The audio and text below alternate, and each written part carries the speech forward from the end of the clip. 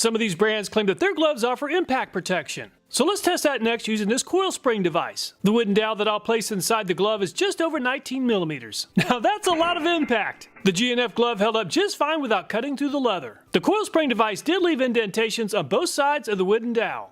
I measured the indentations on both sides. 18.93 and 18.64 millimeters works out to 0.59 millimeters of total damage, which is very good. The Palmer gloves are a lot thinner than the GNF gloves, and there's a lot of damage to the dowel at 18.22 millimeters and 18.01. That works out to a total of 1.93 millimeters of damage. The Handy Landy gloves are even thinner than the Palmer gloves, and the Handy Landy dowel experienced even more damage at 18.21 millimeters and 17.67. The WZ gloves are thicker than the Palmer and the Handy Landy gloves, and the WZ performed even better than those two brands at 18.42 and 18.23 millimeters. The Wells Lamont gloves aren't nearly as thick as the WZ gloves, and there's quite a bit of damage at 18.07 and 17.77 millimeters. The Magic gloves are supposed to offer some back-of-hand protection against impact. Unfortunately, the Magic experienced the most damage yet at 17.5 and 17.45 millimeters. That works out to a total of 3.21 millimeters of damage. The Hex Armor has padding that really seemed to help, and 18.16 millimeters and 17.93 works out to just over 2 millimeters of total damage to the dowel.